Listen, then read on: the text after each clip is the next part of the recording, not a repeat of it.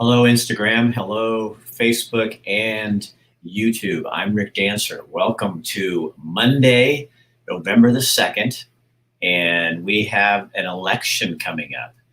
So I'm going back and forth because I've got four shows going here. And it said only like 5 people were on there. So I don't know what you guys are doing. So how do you prepare for the day before elections? What is it that you do in your world to get your mind ready for this game? So you know what I did? Well, you may believe it. I don't know. Hi, Albert. Jacob Carlisle over here on this page, a friend of mine. He's a trainer in town. You drink. World greatest. You drink. Jacob introduced me to deep water diving. I don't know what else you call it, but what we did was we went out to the McKenzie River this morning at 7:15 in 36-degree weather, and we stripped down to our skivvies, and we got into the ice-cold McKenzie River, and we stayed there for about 5 minutes.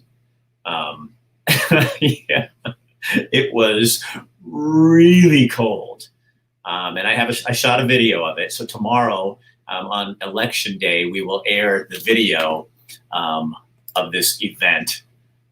Vote for me. Jason, I would never vote for you. Run a massive amount of ads. Yeah. Because do you think I don't know, has most of you voted? I voted, I used to do this when I was a news guy.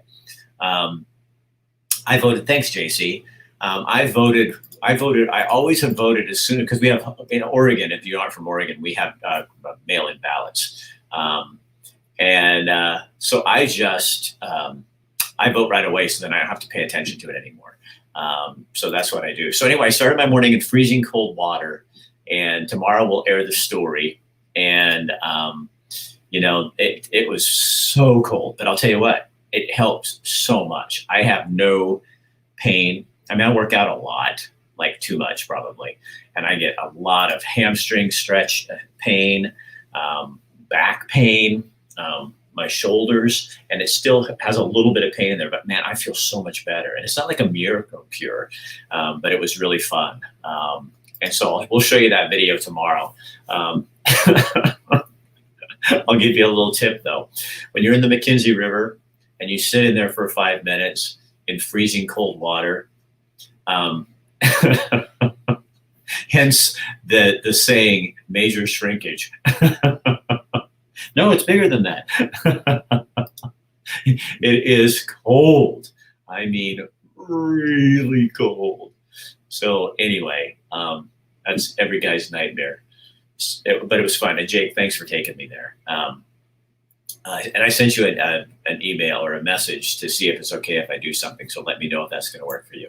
I think, I don't know what to think is going to happen. I think people are, I think everybody's a little nervous and everybody's a little on edge. One thing I think we can do, though, I did this morning in my car. It doesn't matter who wins. We will see people acting out of stupidity. I can see lives lost over a candidate they don't personally know. Is that world's greatest? Is that you? Isaiah, is that you? I want to talk to you. Is it? I can't tell.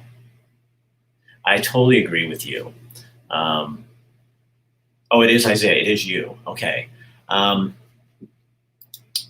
Yeah. Isaiah, I just totally agree with what you're saying. Is I think people are going to get, it's just, this is not worth dying over. And I think it's really sad when we live in a country where people's stores and businesses are boarding up their businesses out of fear that people are going to destroy them and that people are going to go. I mean,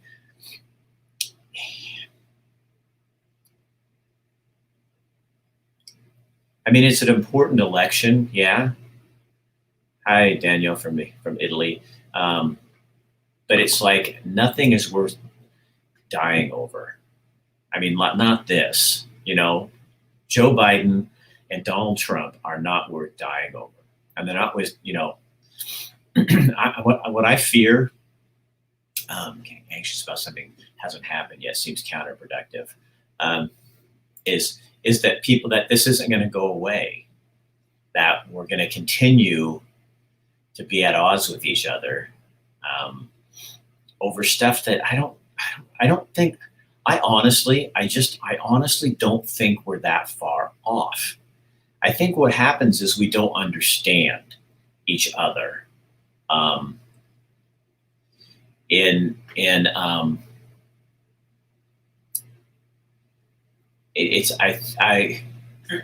trying to be careful, but I honestly do believe, and this is how naive I am. I believe that people can sit down and shut their fucking mouths and talk, that we can figure this stuff out. I think the problem becomes we don't listen. We listen to what tickles our ears. People are too emotionally involved. I have told family, friends, and loved ones and strangers to stay home. Don't get involved with the ones who will try and destroy. That sounds really, Isaiah, I really like that about you, and I would love to have you back on. Isaiah is with Black Unity. He's over here on my Instagram page for those of you who are over here and wonder what I'm talking about. And I think I'd like to have you back on soon to just have, do you think, I think you and me could have a really direct conversation in front of people, a Black guy and a white guy, formerly with Black Unity. What are you with now? I'm going to do something here. This is kind of, will it let me? Hold on. Yeah, it will. Hold on. It's not my fault. This is technology. Isaiah, I'm trying to get you on here and it won't let me do it. What is that? Hold on.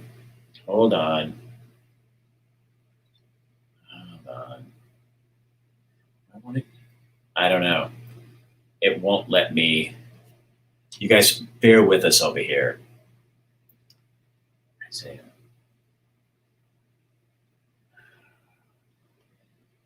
This is so irritating. Okay, wait, now maybe this will work. Okay, so Isaiah, that's going to ask you. Oh, there you are. How you doing, man? Okay, so now I got to figure something out. I'm just going to turn you up. Okay, so here's what I'm going to do. You guys, we're going to have a conversation. So this is Isaiah. Everybody wave. So Isaiah is formerly with Black Unity. And now who are you? What are you with? Are you with anything now? So I'm not officially with anybody now. No. Can I ask why not? The reason why is just because my morals and virtues didn't really add up with a lot of different groups and what was kind of going on. I believe in peace in all forms. I don't believe in ACAB, all cops are bastards. I don't believe in any type of destruction or anything like that. And so some of those weren't in line with some of the other group and politics involved in that. So what is your, and I don't mean fear like we're all fear-based, because I know we're not, but you were just saying earlier, what is your biggest concern with this election and what people are, even like you and me, go ahead. I just see on both sides that people are acting way too irrational over something that they can't really control. And I think the biggest foolish ones would be the ones who didn't vote that are going out there and acting irrational. But the bottom line is you have two sides that are very, very tense. It's not like any type of election that we've seen ever, I would say, unless we're going back to the 1800s. But we have just two sides with two opposing ideas, and people really think that their liberty is going to be taken away. That be whether Donald Trump win or that be whether Joe Biden win. And then you're going to have people go out there, say if Trump wins, and say if we see an influx of the wrong type of people going out there and burning stuff and rioting and looting, the stuff that we see that no one wants to see, you're going to have the Trump sides go out there to protect what they feel is correct to protect, and you're going to see a lot of bloodshed because people will get shot. Or on the flip side, if someone from the Trump campaign doesn't win, And I've said this before, after the Super Bowl, people act on emotions. I've just read crazy stories of people saying, oh, the Patriots won, this guy was celebrating at a bar, and 49ers fans shot him.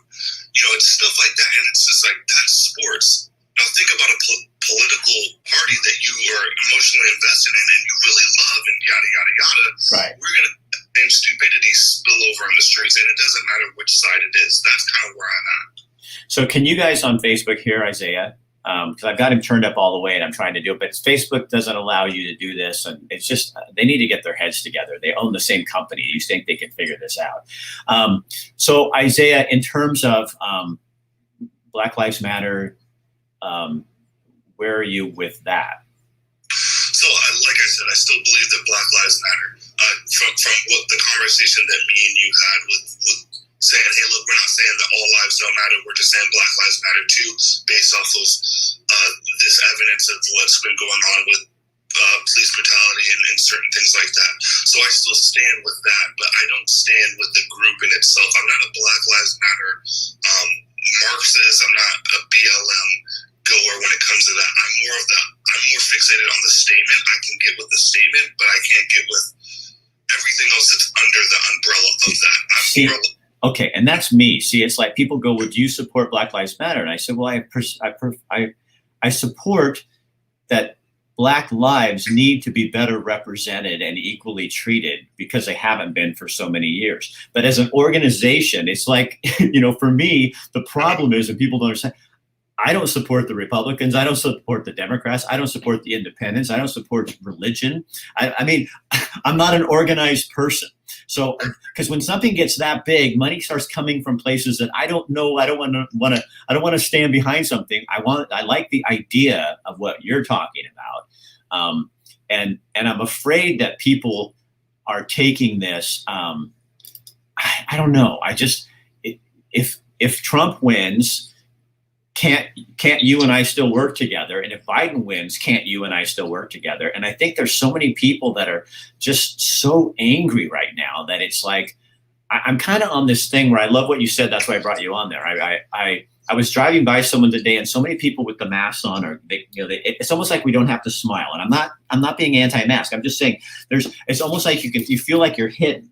And I'm driving in my car, and I don't wear my mask in my car, and this lady wasn't, and she had this really funny look on her face, and I just waved at her, and she smiled, and I went, okay, that's what I'm going to do for the next 2 days, and I'm not going to base it on other people's reaction. I'm just going to do it, is go understand that people are really anxious and uptight and depressed, and there's some stuff, and we can help with that, right? Don't you think? Right, absolutely. And so, like I said, I mean, I'm not coming on here to say, hey, people should be scared and fearful for their lives. Don't get me wrong when I say anything like that. I'm just saying that people need to really think critically about what they're going to be doing in the next few days, because we're going to have people that are going to just be too aggressive and too emotionally involved in something they can't control. And for the ones who are innocent, who want to see both sides be protected or X, Y, and Z, they could really be caught in the fire, essentially. Right. You're going to see some people who just have nothing to do with anything, just going up to the store, and they might say, oh, well, you support Biden or you support Trump. It just doesn't, to me, I just think there's a lot of foolishness in the world. Of course, we've seen this over and over, and I just think it's going to be highlighted even more after Election Day or there on Election Day. And I just tell people, it's, stay home, be safe. Right. Take care of your families. See what's really valuable to yourself. And I would really hope all those people out there that don't have a conscience when it comes to it, they really just stay home and don't. That's the safest way to not get in trouble. Be home with your loved ones. Right. Because that's the simplest way I can put it. So I have a business coach named Kale Wells, and she tells us to kind of figure out what your story is, how you're going to work through this thing. And so I'm looking at this election. I'm not going to get wrapped into it. It's okay to be disappointed if my candidate doesn't win, but it's not okay to be a baby and to act like poor sportsmanship. Like my dad would have thumped me on the head if I'd done that after a game. You know what I mean? It's like, it's not okay to do that. So, and give people room to grieve and be emotion and that kind of stuff. You know what I mean? I think we can do that. Yeah, I think we can. I know. We can really see both sides are very petty. They're very, very petty.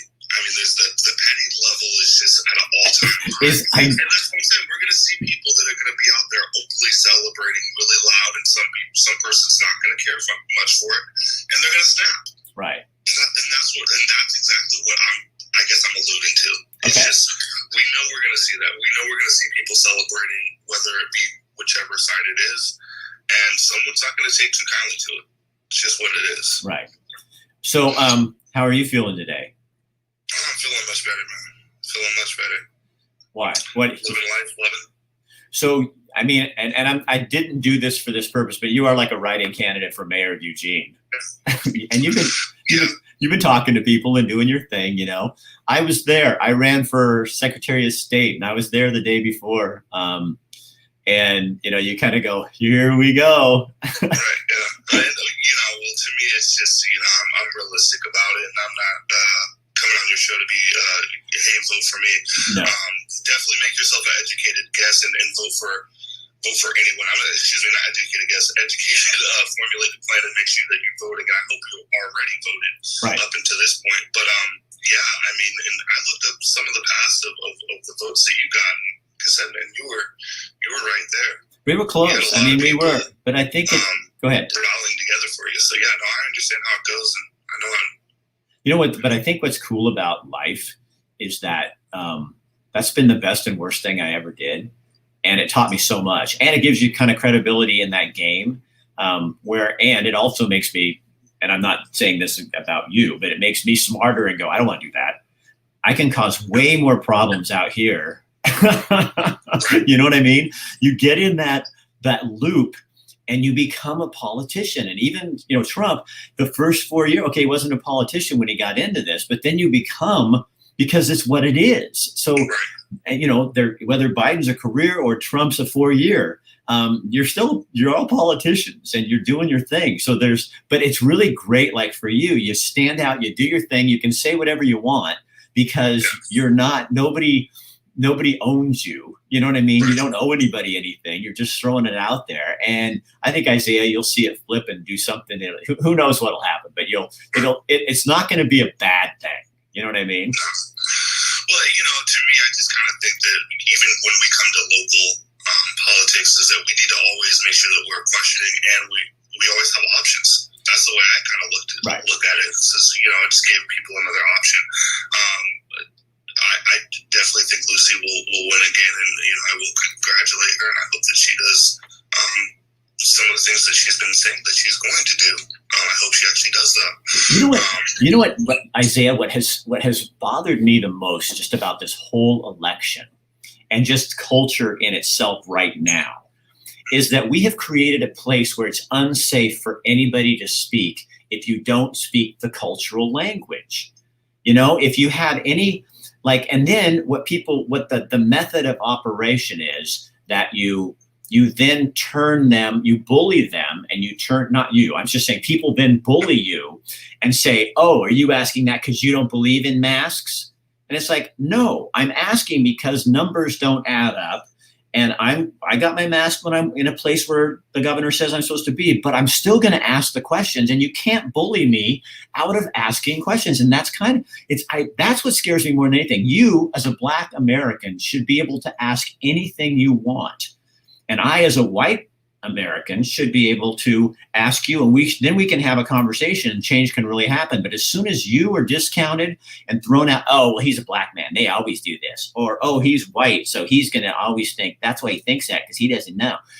Then we get nowhere, and I don't want to be, and for me personally, like you and I have talked before, my whole thing is you're not going to take away my voice. So culture can just hate me or spit me up or, vomit me out or shit me out their back ass. And I am not going to be quiet because if I have a question, I'm going to ask it. And then people like you are respectful enough to go, Rick, you might want to do this. You might not want to say that. You might want to try it this way. And I think that's where I can learn a ton from a young black man like you is because I'm not black. I don't understand what you go through. And I want to, but I have to be able to have a conversation first and not be, I have friends in the community that, it's what you can't understand, you're white. Well, then where's that going to get me? Yeah, so what do I do? So I just say fuck it and walk away? No.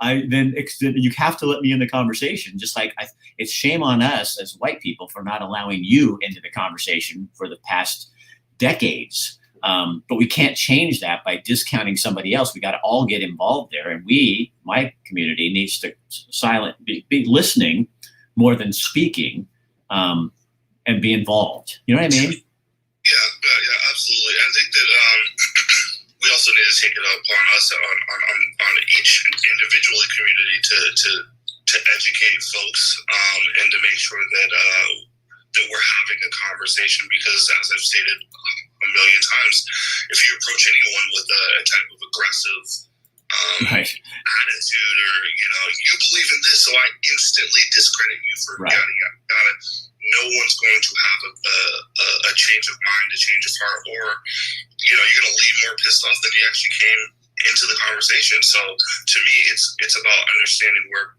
each individual comes from and listening to each individual story. And like I said, 9 times out of 10, you're going to see so many people have more similarities than none. Especially when you're coming, I think when it comes down to classes are really the ones that really kind of understand each other the most, but then it kind of gets separated into that racial gap. Right, because if you travel, because I've traveled around the world, and you go to other countries, and classism is just, it's really ugly. And I think that's really a lot of what is going on here, and it gets blamed. I'm not saying there's not racism. That's not what I'm saying. But I think there's a lot of classism in the United States. We just cover it and put it in places where it doesn't look, because we don't think. I don't know why we do that, but I think we do that. But you go in other parts of the world. I was in Guatemala, and the Guatemalans were like, I was like stunned. And because they'd say, "Oh, the Mayans, they could be better if they wanted to. They're terrible people," and it's like, well, they're closely related. No, they're Mayans. They're, and they don't do anything. When I was in Romania, it was the gypsies. They hated. They wouldn't even go in. My translator would not even go into a gypsy camp with me because he hated. They were lazy, horrible people because they were gypsies. And it was like, when you're seeing, but it was blatant. And maybe that's better in some ways because you see it. Because here in our country, we kind of hide racism. Oh, Isaiah's just like all of us until it comes down to the, getting pulled over, Right. And a lot of that is, I would say, some of the stuff comes down to being very anecdotal, and it comes down to just like whatever self-service of your situation. So it really needs to just, we lost our empathy as a country when it comes to trying to understand and get with people who might come from different backgrounds or different understandings. And so when it comes to these type of issues, we all need to understand it's from so long ago, and it's just deeply rooted, and that's kind of why we're trying to untwist and uncork. And to me, I think that America is always taking the right steps and leaps to get to where we want to be, because obviously I'm here to talk on a video phone with Rick Dancer, which 20 years ago, we couldn't have been talking on a video phone because there was no video. And then, or we can go back however far we want to go back, and it's just because we couldn't do it because of race, Right. And so, like I said, I think we all take the appropriate leaps and bounds to get to where we need to go. We still have work to do, obviously, as a country, to get where we want to get. And, but I think it's just, like I said, it's so much. Race has to do with it, but there's so much more into it. There's so much more into it because we don't learn as well as our newer generation is learning the new stuff and the new tips and tricks of what to say and what not to say. It's like you said, politically correct was a term that came into the 80s, and it's a term that we all fell in love with, and now we're here. And when I grew up, we didn't have anybody who was. I didn't have I didn't have a kid that I was playing with that was like, I'm going home to my two dads as a parent. I'm going home to my 2 moms. So it's like people need to understand times change. We just have to kind of open up our eyes and see how they're changing. And we have to, and those people need to understand that we are still learning. Right. It's still everybody thinks that if you're not a kid that we can't be patient with you. Right. It's still it's still evolving into what it is. Exactly. Isaiah, hold that shot for a second, because I got Clara Moonshine over here. So he says, "Who is your community, Rick Dancer? Didn't you just say that you were unaffiliated? Are you speaking of the color of your skin? Clarify, please." Yes, I'm speaking of the color of my skin. When I say my community, I'm saying the white community. And I don't mean that like the black community is not part of my community. I'm doing it for a definition, and that may be the wrong way to say it. I don't. We're all learning, and I hate it because trust me, I get people jump all over me all the time for every single thing I say if it's not exactly calculated into what they want. You know, the bottom line is this: let two people be honest. Let us make mistakes because we're human, and let us move forward from those mistakes. And just because you said your community doesn't make it necessarily a mistake. We're just trying to vibe and understand right. where we're. And I think Claire's being okay with that. He says, "I would much rather deal with a blatant racist, be like a Proud Boy and what you stand for, than to deal with someone that will smile then stab you in the back." And then he says, "That's cool, Rick. I just want to clarify." And Clara, I appreciate that you allowing me to clarify that, because there's nothing worse than you saying something and then, all of a sudden you've got people going, Rick Dancer's a racist because he said this. And it's like, no, I didn't know that was, but I'm, and then we learn as we go along. So Clara, I appreciate your education actually, and your kindness with which you just did what you just did. I don't mind being asked hard questions. I just like to be able to answer them. and anymore, sometimes it feels like that people want to ask, they want to throw things. What really bugs me, and this is just a personal thing, is the people that come in and they'll throw something at me, and I know exactly where they're going with that. And that's not you, Claire. This is something completely different. But they'll come in trying to trap you, and then I don't answer. And because I ran for office, good God, I'm not that fucking stupid, and they're trying to get me down a rabbit hole. And I just go, my business coach also says, don't go down rabbit holes. So I'm not going down that rabbit hole. And sometimes I go, you just need to be clear with what you're saying. What are you saying? And it's like, if I'm clear with what I'm saying and I say exactly what I'm saying, you're going to take me, not you, but that person is going to take me and then they're going to pigeonhole me into that position, and they'll never let me out no matter what. And I'm too smart for that. I've done this too long. And it's like, it just drives me crazy. That's why it's fun when we had you and your cohort in here, and we had that wonderful conversation that day, because it was like, dude, I get this, and I think the more you and I could do stuff like that, once this is over, it might be really good just to kind of have you back in on my others, where I can put you out on Facebook and stuff. They're hearing you because they said they're hearing you, but it'd just be nice to have your face. Because you guys, the dude is he's an attractive dude there. Look at this. He's kind of a tough looking dude. Who cuts your hair, man? Renegade too. Are you a renegade? Oh yeah, because Mario. You guys went to school together or something. Yeah. Yeah. Up in middle school. But the hardest thing about being is I'm not a TV personality like you were, or on the scale of politics that you went to. I'm still a baby in this, but what I've understood is being misunderstood is the toughest thing in this type of environment. Yeah. Because we're often misunderstood and taken wrong when our heart is really in the right place and we're trying the right thing. And it's just like, it's more frustrating than anything. It's just like, it doesn't matter what I say, they just take it into this context.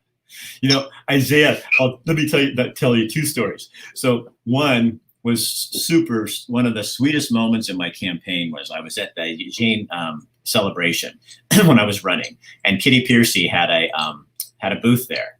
And Kitty and I have known each other for years. There's a lot of things we don't agree on, but there's a bunch of things that she and I, people with different abilities, it is like our heart. And so we always have gotten along really well because we focus on the things that we do. So I'm walking around with my campaign shit, and all that. She comes up and she goes, "Can I talk to you?" And I went, "Yeah." She pulls me aside and she goes, "How you doing?" And I said, it's really hard. I said, people are so fucked up. And she's like, I know, just hang in there, keep smiling. And, here's the thing. I'm sure she didn't vote for me, but that wasn't what it was about. It was a person understanding that I jumped into this thing and she was being kind to me. So the other thing in your story, when you're saying when you do something that people blow out of proportion. So one of the reasons I ran for office was because I traveled around the state and I've met so many people that did not fit in, and they didn't even know, they didn't feel like they were Oregonians, especially in rural Oregon. So there's this guy who's in Jordan Valley, and he's like a super cool guy. And I asked him, one of the reporters when I ran says, so why did you do this? And I said, well, there's this guy in Jordan Valley. He's a flint napper. And I asked him one day, so what do you think of the governor of Oregon? And he said, Rick, I don't know who the governor of Oregon even is. And he starts laughing and he repeated that. Well, that's what I said. Guess what the media did? They turned it around and said I was making fun of rural Oregonians. And it was like, no, I'm a storyteller. And when I tell a story, I tell it just like I heard it. And that's what he said. And that's how he said it. And you know what? He and his neighbors would never be offended by that. But the media turned it and made it into this thing. And it was like, what the hell? I'm telling something from my heart, a story, and you're twisting it into this bullshit thing that it wasn't even meant to be, that only offends you because it's your messaging. So it's like, you've had some moments when people, the media has been kind of after you a little bit too. And I've watched this and going, I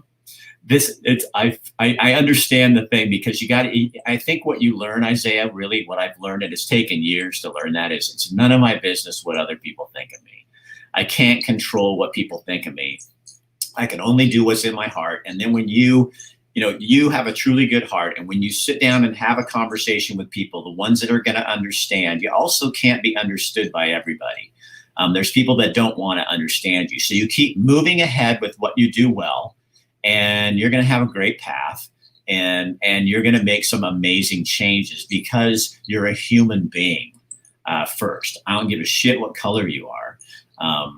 You're a human being, and yeah, you're going to make mistakes, but think about the people that you can bring into the church. And I don't mean that like the church, but there's so many people preaching to the choir, and you're preaching to the people outside the choir.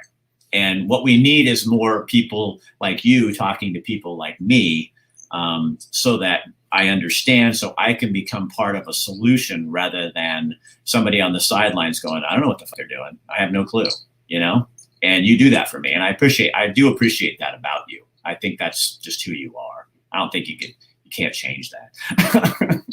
Not that you should, but I'm just saying, and don't let them change that about you. You know what I mean? It's like, oh my God, reading about Isaiah now for the first time. Oh, Ben Bailey. Okay, Ben. Well, I'll tell you another thing. When you go if you go Google Rick Dancer, you get Lars Larson, who just beat the shit out of me when I ran, and he was the same party as me. But oh my God, my friends go, oh Rick, I Googled your name, and it's like the first thing that came up was all this shit that Lars Larson said horrible things about you. And that's why sometimes I have to laugh, because Kate Brown got elected. She's the one who runs me. She's now the governor, and it bugs the hell out of him, and it's his fault. It's like, you know what? You made your bed and now you get to sleep in it. So there you go. Hey, Isaiah, thank you for being you and stepping up. I didn't know what this was going to be, but this is what we need to do prior to election and stuff, is hang out with people that maybe don't think completely like us, but at least have a heart for wanting to do something different, Well, be on your toes, and like I said, I think I hope and pray that everybody just stays out of it, just stay home. Yeah, just do your life and smile and wave at people in a nice way. Make sure it doesn't look like this. Make sure it's a full wave. We shall see what goes on in the next couple of days. But all right, well, hang in there. Good luck and thank you. Yeah, absolutely. Thank you so much for having me. You're welcome. You're welcome, bud. All right, you guys, that is Isaiah Wagner. He's, in case you don't know, Isaiah's the the young man who, when they had some riots here in Eugene, was trying to stop some of the, when they had, let me do this. When they had the protests in Eugene, when they turned to riots because some people made it into a riot and were damaging people's property, Isaiah and some of his friends were the ones trying to stop them from fucking the whole thing up. And he's done that over and over again. So that's, yeah, that was interesting. Okay, I just said this the other day. I love my life because this is, I mean, you can really make change. And see, and I look at him and I see the future. And I think there's, he's a thinker. He's a guy who's using his brain to critically think, how do I get the message across so people will understand it, rather than trying to shove things down people's throat. Because I don't know about you, but most of us have a gag reflex. And when people try to shove their beliefs and ideas down our throat, we will throw it up. And as with Isaiah, that's not the way it is. He's just telling you from his heart what he thinks. And he and I had a regular conversation like this. And Clara, I hope you're still on over here. I really appreciate the way you address this with people and me, and helping me kind of come across on this thing. I appreciate that a lot. So our advice, I have none, except Isaiah has some good advice. Stay away from protests, riots, places where if they're gathering, get away. Go to a safe place in case things get out of hand. Might be great to just take Wednesday off, hang out with your family and friends, go on a run. It's supposed to be nice again. I think it's supposed to rain tomorrow a little bit, but not much till the afternoon. And then you can go on a run or go on a walk or someplace. And when you see people, even if it's, behind the mask, wave, smile. And if your candidate wins, congratulations. If your candidate wins, congratulations. You live in a country where you can still vote. And then, this is my own thing. And some of you can just, think I'm screwed in the head, and that's fine. But, whoever wins, they are your president. So if Joe Biden wins, he's my president. If Donald Trump wins, he's my president. Doesn't mean I have to like everything they do. Doesn't mean I have to agree with them. Doesn't mean I won't fight against some of their policies. Even the candidate I voted for, I will probably fight against their policies. But what it means is they are the president. And so if all of us just sucked it up and, no crying, no whining, no complaining, it's fair to have your voice and voice your opinion. But I think at some point we have to kind of, Dana said it over here, be humble. That's why we have elections. And, the person, and I know there's all kinds of media storm. And the other thing I would recommend, honestly, don't watch the media.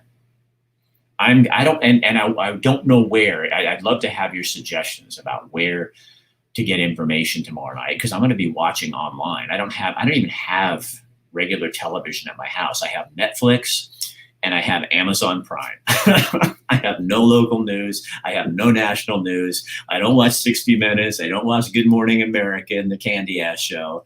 I don't watch local television. I have to go find it. So I'm going to go looking online and find someplace. I don't need commentary. Okay. Just give me numbers. I don't want to know your opinion. I don't want Mr. or Mrs. expert coming on and telling me what I'm supposed to think about this and what'll probably happen about that and what may happen and the speculation, because nobody really knows. And these are all just people that are full of shit that are getting paid to come on and talk about what, and who are they? I mean, oh my God, whoever they can get. So just find a way. And if I find something or find one, I'll post it on here about where I can go. But I don't trust PBS. I don't trust, that's my problem. I just want numbers. I may just go to the elections and yeah, crazy shit you're pushing. Don't be immature. Acknowledged. Can we just be freaking adults? about this whole thing. I mean, we can too. I think it's just not allowing yourself to get sucked in. Don't go down the rabbit hole. And the world is not coming to an end. I get something from my financial people all the time, and they were writing and saying, in reality, not a lot changes on the stock market and these kind of things. And I know both candidates are saying something. And then the other thing, I don't know if you guys saw that I posted this. I posted something on my page. Associated Press, no thank you. 538, I don't know what that is, but I'll look into it.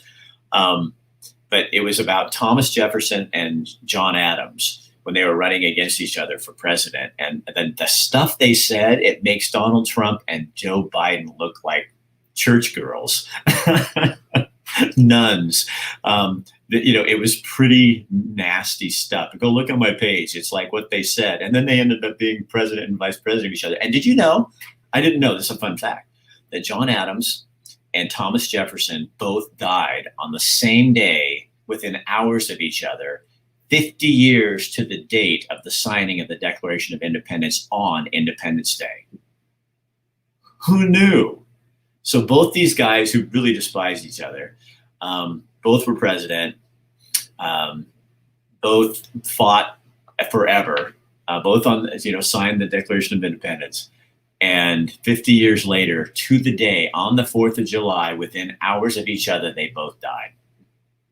So now that has nothing to do with anything about this, but it kind of does. It's sort of related. It's just elections related. So I'm going to be back tonight with some antidepressant. We're all going to smoke pot together.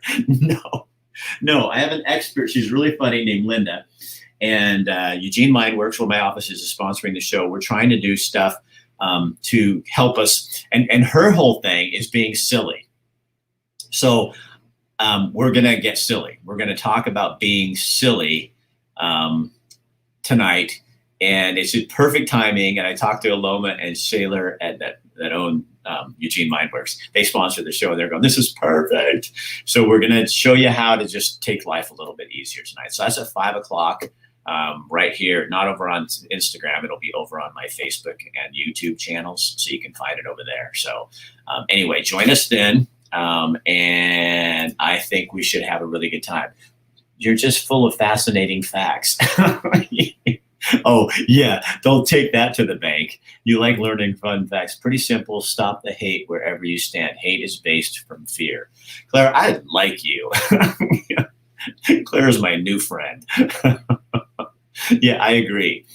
When you start to hate people, when you're afraid, and when you don't take time to understand them, and when you take a few minutes and you start having a conversation like that, like what we just happened with Isaiah, when you start, and you step out and see, and in order to do that, you must have trust. And I trust Isaiah because I've met him. I've had him in my office. I know him. And I know his heart. And you can't do that by seeing someone's face come up on Facebook, or seeing a tag or something like that. And so how do we change all this? Relationships. I know, I'm a genius. It's relationships. It's understanding people and understanding that we all want the same things. We all want to be understood. We all want to be loved. We all want to care about something. We all want to be successful at something, whatever level that is. We all want to be listened to. So imagine being a person of color, and in a community of all white people, which is what Eugene really is, and and not having a voice, or not feeling like you have a voice, or being a Latino in this community, where people sometimes tend to look at them, that the population, in a certain light, which once you get around and have relationships with people and understand, there isn't a better group of people in the world. If you want to learn about family and love and concern and taking care of one another and working hard, you can't beat it. So, if we're all in this thing writing a story about our life, which we are, and we get to co-edit that. We get to edit things into our life, and we can edit things out of our life. So if you're a hateful, bigoted, snotty person, you can edit that out and change it. So how do you edit that? Well, you start hanging around people that don't look like you so that you can understand why it matters. One time I came up with I'll leave you with this. This is the free lunch program. It goes like this. If you don't like black people, take a black person to lunch. If you don't like lesbians, take a lesbian to lunch. If you don't like gay men, take a gay man to lunch. If you don't like bisexuals, take a bisexual to lunch. If you don't like a Democrat, take a Democrat to lunch. If you don't like a Republican, take a Republican to lunch. If you don't like independents, take an independent to lunch. If you don't like the family party, take the family party to lunch. If you don't like Latinos, take a Latino to lunch. If you don't like white people, take a white person to lunch. If you don't like Christians, take a Christian to lunch. If you don't like Catholics, take a Catholic to lunch. If you don't like Mormons, take a Mormon to lunch. If you don't like Jews, take a Jew to lunch. And then you pay for it. There's no government subsidies. There's no state program. There's no grants available. This is between you and the person you don't understand. You take them to lunch, and then here's the most important part. Shut your mouth and listen. And if you're thinking of what you need to say to talk to that person, you're not listening. You're thinking of the next thing you're going to say. Clear your head and listen to what the person you take to lunch is saying. And just be still. That's the free lunch program. And you may not like that person or get along with that person, but if you do that enough times, your story and your life will become amazing.